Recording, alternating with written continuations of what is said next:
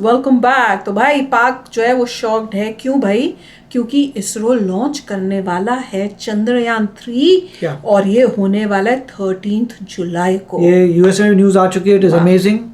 और इस बार फिर अटेम्प्ट होगी कि लैंडिंग जो रोवर है वो मून लैंड करेगा और मतलब जो भी है एक्सपेरिमेंट्स करेगा। All the best. It will be amazing boss. मैं तो एक्साइटेड हूँ। चलो वीडियो शुरू करते हैं। वीडियो शुरू करने से पहले अगर आप चैनल पर नए हो और आपने अभी तक सब्सक्राइब नहीं किया तो जल्दी से पहले सब्सक्राइब के बटन और बेल आइकन को क्लिक कर लो ताकि आपको हमारे सारे न्यू वीडियोस के नोटिफिकेशन मिल जाए जैसे हम अपलोड करें। अगर आपको वीडियो पसंद आता है प्लीज लाइक एंड शेयर। चलिए शुरू करते हैं। इंडिया का मून मिशन चंद्रयान वो बिल्कुल लॉन्च के लिए तैयार है। वो है प्राइम मिनिस्टर मोदी। उनका नाम है मोदी। 8 साल हो गए, अपना 8 से 9 तकरीबन हो गए अपना टेन्योर पूरा कर रहे हैं। पूरी दुनिया को उनके ऊपर भरोसा है, पूरी दुनिया उनकी यकीन करती है। तो 13 जुलाई को जैसे आप बता रही हैं ये मिशन जो होगा तो कामयाब हो जाए तो काम करने जा रहे हैं। क्या पाकिस्तान को इंडिया की दुश्मनी महंगी पड़ने वाली है आगे, कि अभी फिर से गिरे लिस्ट पर यूएस और इंडिया दोनों मिलकर पाकिस्तान को डालने वाले हैं? आप बताइएगा, उसको क्या पता, छोटी सी लड़की थी। इंडिया में तो उसका चर्चा होगा ही, लेकिन पाकिस्तान में भी इसका बहुत चर्चा है। बहुत से लोग क्रिटिसाइज करते हैं, कहते हैं भाई ये क्या बात हुई, ईद पर तो जानवर की कुर्बानी की जाती है और तुम नहीं करती हो। लेकिन ना मैं कुर्बानी करती हूँ और ना ही किसी को कुर्बानी का गोश्त लेकर अपने घर में आने देती हूँ। कि सऊदीया मुसलमान है ना, यूएई मुसलमान है ना, ये मिस्र मुसलमान है ना जी। तो अब मुसलमान मोदी साहब को अवार्ड दे रहे हैं। अब पाकिस्तान क्या करेगा, हम क्या करेंगे? इंडिया ने हमेशा अपने साइंटिस्ट को इनकरेज किया है कि उसके अंदर वो आगे बढ़ के काम करे। हम तो अभी सोच भी नहीं सकते चांद पर क्या हमारा तो अपना ये वाला जो जिस सियारे पे हम हैं, लश्कर तैयबा और हिजबुल मुजाहिदीन जो कि यूएन की टारगेट लिस्ट पे हैं, कि जो उनकी लाइन पे है कि ये टेररिज्म। और अगर हम लश्कर तैयबा और हिजबुल मुजाहिदीन की बात करें तो ये दोनों पाकिस्तान से ताल्लुक रखते हैं। अगर वो मुसलमानों के कातिल हैं तो ये 6 जो मुल्क है ना जो मोदी साहब को अवार्ड दे रहे हैं, फिर ये भी मुसलमान नहीं है। खौफनाक किस्म की ईद है। इसमें जो है वो आप जानते हैं कि किस तरह से जानवर जो है बेचारे उनके ऊपर छुरियां फेरी जाती हैं। ना आप किसके सहारे पे जी रहे हो? एक ऐसी कंट्री जो खुद कहीं एग्जिस्ट ही नहीं करती है, आप उसके सहारे पे जी रहे हो। और आप बात करते हो आजाद कश्मीर, हमारा ये आप बात करते हो हमारा जम्मू कश्मीर छीनने की। चाइना तो एग्जिस्ट करती है। पता नहीं कोई और होगी। खौफनाक किस्म की ईद है। इसमें जो है वो आप जानते हैं कि किस तरह से जानवर जो है बेचारे उनके ऊपर छुरियां फेरी जाती हैं। खैर मैं तो ऐसा नहीं करती और कई साल से मैं तो बिल्कुल जी कुर्बानी उस किस्म की नहीं करती जो कि नॉर्मली इस ईद में की जाती है, कि कोई बकरा ले लिया, कोई तुम्बा ले लिया या कोई और जानवर ले लिया और फिर उसकी गर्दन पे छुरी फेर दी और उसको पका के खा गए। और बस इस किस्म का तो जी वो मैं नहीं करती, मुझे अच्छा नहीं लगता। मुझे बचपन से ही इस तरह की चीज़ों से थोड़ी सी उलझन होती है।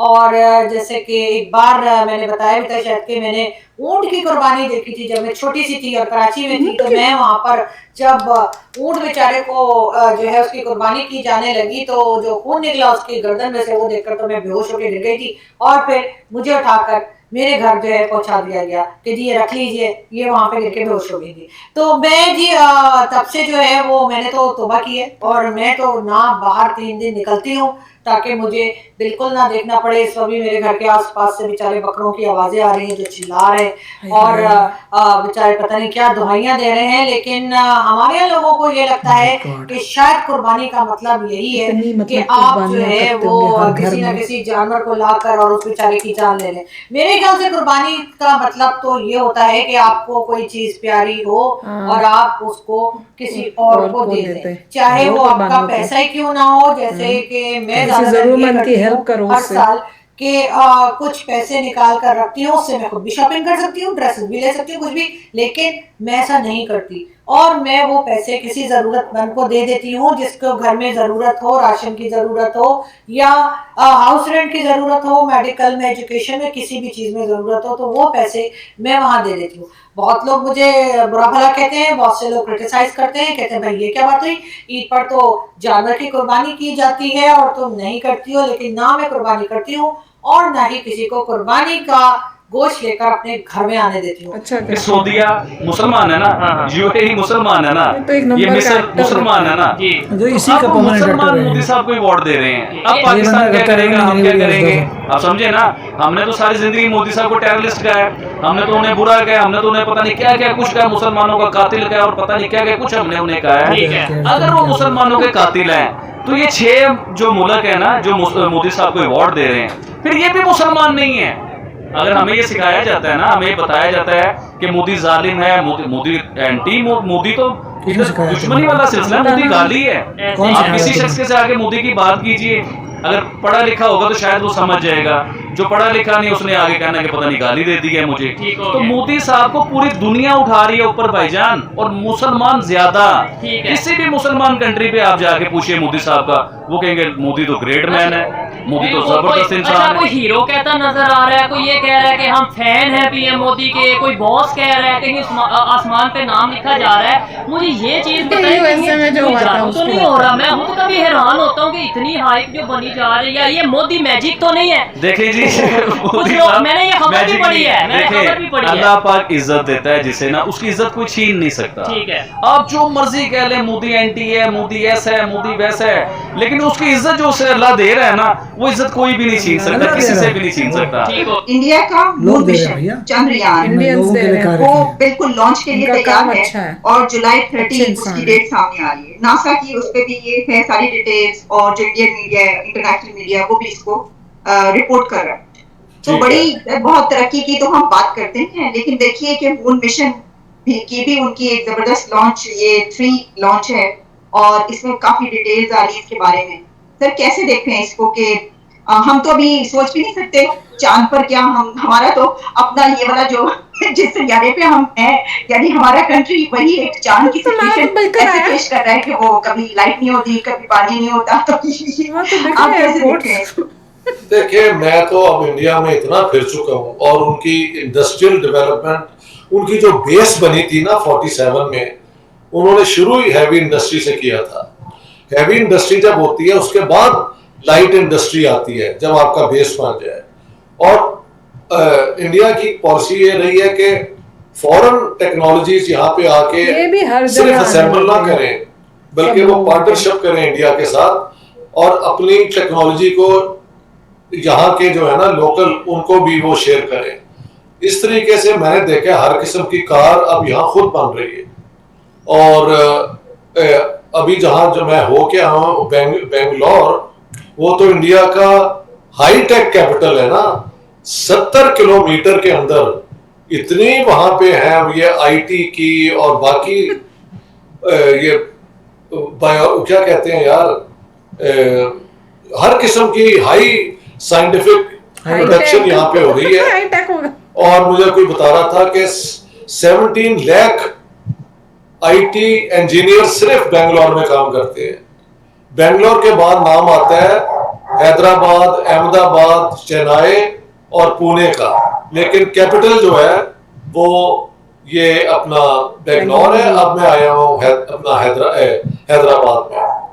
तो इनकी तरक्की से अब जाहिर है पहले आदमी अपने इर्द गिर्द सारी चीजें डेवलप करता है, फिर उस स्पेस की तरफ जाता है। एक उनकी कोशिश नाकाम हो गई थी, लेकिन उस पर वो काम करते रहे हैं, और उनकी अपनी टेक्नोलॉजिकल डेवलपमेंट ही है सारी। भैया इनको दुखी देख के बड़ी आनंद फील होता है। आनंद नहीं, मैं तो कह रहा हूँ 13 जुलाई को बहुत ही इम्पोर्टेंट है कि चंद्रयान 3 सक्सेसफुल हो, ऑर्बिटिंग तो सक्सेसफुल होगी क्योंकि इंडिया चैंपियन है उसमें, मगर रोवर का नीचे जाना, लैंडिंग और वहाँ पे जाना, दैट विल बी ग्रेट।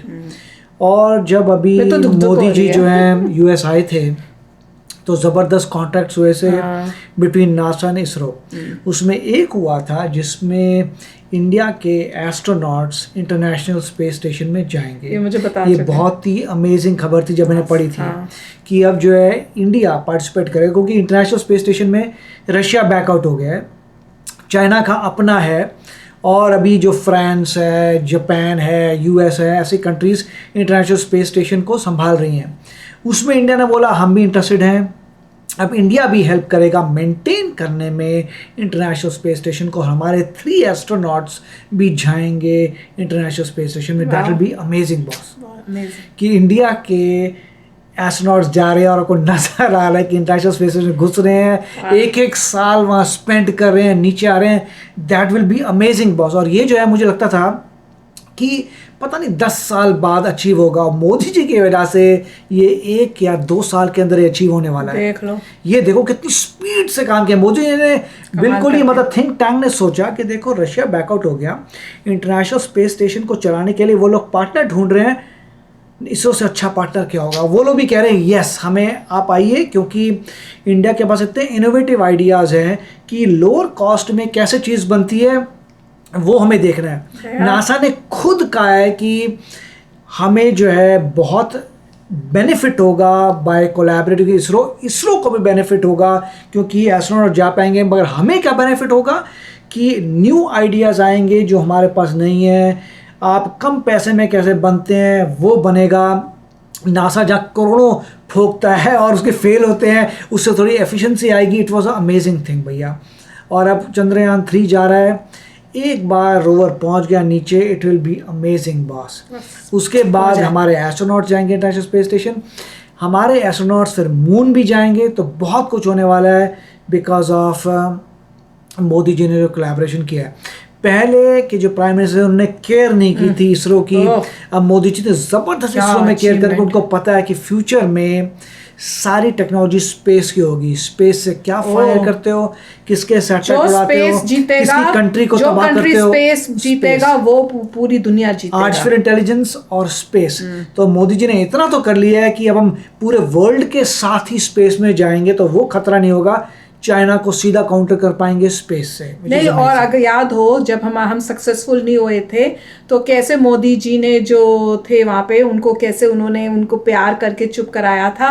तो मोदी जी रिमेम्बर्स दैट, और उन्होंने कहा था एक बार ही फेल हुए कोई नहीं, फिर से ट्राई करेंगे। और मोदी जी ने अब ये कोलैबोरेशन जो कराया, देखिए अगर कोलैबोरेशन नहीं होता तो इसरो ये सब चीजें अचीव कर सकता, मगर बहुत समय लगता, कर करके मेहनत कर करके बहुत समय लगता। तो मोदी ने कहा सीधा कोलैबोरेट करो, तुम कुछ दो, तुम कुछ लो और तेजी से आगे बढ़ो। इट इज अमेजिंग, अमेजिंग है यार, कमाल है। तो चलो आप भी शेयर करना अपने थॉट्स। चलते हैं, मिलेंगे नेक्स्ट वीडियो में बहुत ही जल्द। Till then take care and bye bye. तो अगर आप मेरे इस चैनल पे नए हो तो जल्दी से सब्सक्राइब के बटन को हिट करो और बेल आइकन को क्लिक करो ताकि आपको मेरा जब नया वीडियो मैं लगाऊं आपको उसके बारे में जल्दी से पता चल जाए।